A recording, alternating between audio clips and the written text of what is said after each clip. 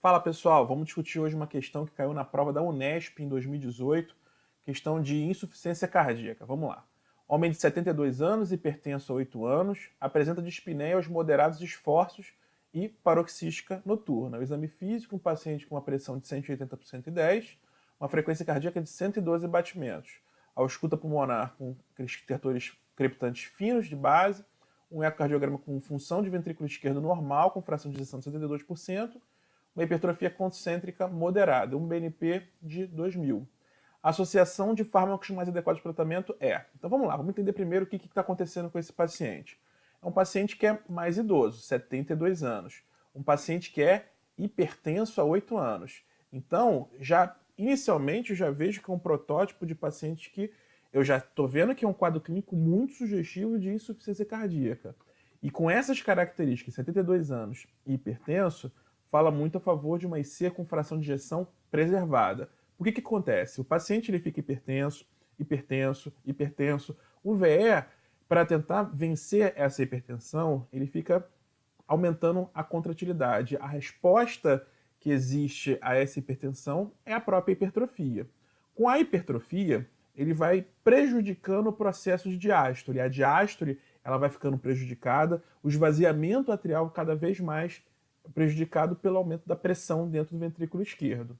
A partir do momento que eu começo a prejudicar essa diástole, o átrio esquerdo ele começa a aumentar, ficar sobrecarregado, até o momento que eu gero sobrecarga das duas cavidades esquerdas, tanto de ventrículo esquerdo como de átrio esquerdo. E a partir do momento que eu tenho essa sobrecarga, eu gero o quê? Hipertensão veno-capilar. Porque o estágio anterior ao átrio esquerdo é o pulmão. Então eu gero hipertensão veno-capilar, extravasamento, edema alveolar, dá a sensação de dispneia, que é justamente a sintomatologia que o paciente apresenta. Dispneia aos moderados esforços e dispneia paroxística noturna. Ao exame físico, o paciente bem hipertenso, olha só, 180 por 110 de pressão. E também taquicárdico. São dois mecanismos ruins para um paciente que tem insuficiência cardíaca.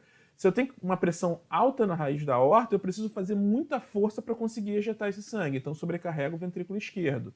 E se o paciente está muito taquicárdico, o que acontece? Um VE que é muito taquicárdico, ele não consegue encher de sangue. Se ele não consegue encher de sangue, ele começa a sobrecarregar também o pulmão.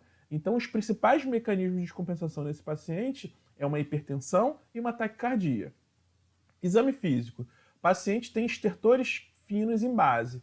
Então, quer dizer que o paciente tem congestão clínica. Então, se eu tenho congestão, no meu tratamento eu tenho que utilizar medicamentos que combatam a congestão. Ecocardiograma, fração de ejeção de 72%. Como eu falei, é o protótipo do paciente com IC-FEM. O paciente com IC-FEM com fração de ejeção normal, geralmente é um paciente mais idoso, é um paciente que é hipertenso há muito tempo. Quando você faz o eco, geralmente tem hipertrofia.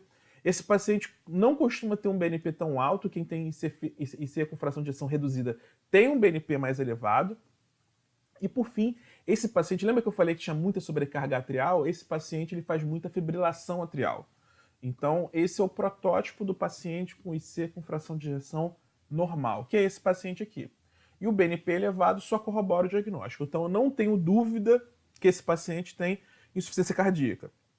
Lembrando que o diagnóstico cardíaco é um diagnóstico clínico, tem que buscar informações clínicas para fazer o diagnóstico. Esse paciente tem dispneia aos moderados esforços, dispneia paroxística noturna, ao exame tem estertores criptantes. Só se eu for considerar os critérios de Framingham, ele já tem dois critérios maiores. Então eu já fecho o diagnóstico de insuficiência cardíaca para esse paciente. Com BNP alto, então, não resta mais dúvida. Então vamos lá, tratamento. Então, não existe nenhum, hoje, 2019, não tem nenhum tratamento de insuficiência cardíaca para IC com fração de ejeção preservada, ou normal, que altere mortalidade. Para IC com fração de ejeção reduzida tem um monte de tratamento já que já está provado que reduz mortalidade, mas para IC com fração preservada não tem. Então a gente vai atuar nos problemas desse paciente. Quais são os problemas desse paciente? Primeiro é congestão. Qual é a melhor droga para resolver a congestão? Qual é? É a furosemida, é o diurético de alça. Então, agudamente, a melhor droga que eu vou fazer é furosemida. Então, na prescrição desse paciente tem que ter furosemida. Outro problema, o paciente está muito hipertenso, então eu tenho que ter uma escolha de vasodilatador. No paciente com insuficiência cardíaca, a primeira escolha de vasodilatador vai acabar sendo o inibidor da ECA. eu tenho que começar com o inibidor da ECA. Eu só passo do bloqueador de receptor de angiotensina se o paciente tiver alguma contraindicação IECA, ou então utilizou IECA e teve um efeito adverso. Então, a primeira opção vai ser inibidor da ECA. O paciente está muito taquicárdico, eu tenho que controlar a frequência desse meu paciente. Como é que eu controlo a frequência desse paciente? A primeira droga que eu vou utilizar vai ser o beta-bloqueador. Se você for olhar tanto na IC com fração de ejeção reduzida, as duas medicações que não podem faltar na prescrição, IECA e beta-bloqueador. Nesse paciente eu tenho alguma contraindicação a beta-bloqueador? Eu não tenho. Eu posso fazer beta-bloqueador para esse paciente.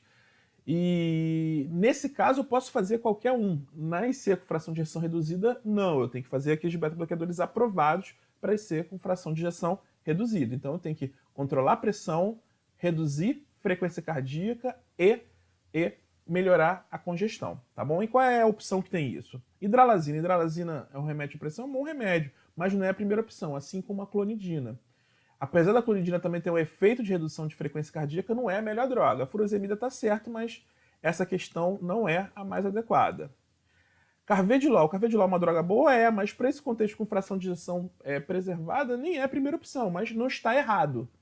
Carvedilol. Digoxina. Digoxina não. Digoxina é uma droga mais preconizada para fração reduzida. E digoxina, como também reduz a frequência cardíaca, não é bom misturar logo de cara com beta-bloqueador. O paciente pode ter uma redução muito drástica da frequência cardíaca. Então essa opção também não está legal. Letra C, losartana. Lembra que eu falei que a gente parte para o BRA só numa situação bem específica? O paciente começou a usar IECA, não respondeu, começou a ter muita tosse com IECA, aí a gente parte direto para o BRA. Não, então losartana não é a primeira opção. Mas vamos lá. Furosemida e espironolactona. Espironolactona não. Espironolactona é um paciente com fração de ejeção reduzida. Então, tá errada. Sobrou a letra D, né? Enalapril, correto. Primeira opção, né? O inibidor da ECA. Furosemida também está correto. É uma medicação que é um diurético para melhorar a questão da congestão. E aqui eu tenho o diltiazem. O diltiazem eu posso fazer no paciente com fração de ejeção preservada? Posso, não está errado. Eu, particularmente, faria um beta-bloqueador. Mas de todas as opções dessa questão, acaba que essa é a melhorzinha. Então, nossa resposta vai ser a letra D. Essa questão acaba ficando um pouco mais difícil porque as opções não são tão boas assim. Aí você acaba tendo que optar por uma opção menos pior. Mas em residência acontece isso. Às vezes, o tratamento que você faria na sua prática clínica não vai estar lá. Então, você acaba selecionando o tratamento que é o menos pior para o seu paciente, tá bom? Espero que tenha gostado. Se você tiver mais alguma dúvida relacionada a esse assunto, deixa nos comentários que a gente vai conversando aí, que é importante que não fique dúvidas sobre esse assunto, tá bom? Gostou? Marca seu amigo aí também. Se estiver no YouTube, não deixe de deixar esse like aí pra gente, tá bom? Grande abraço!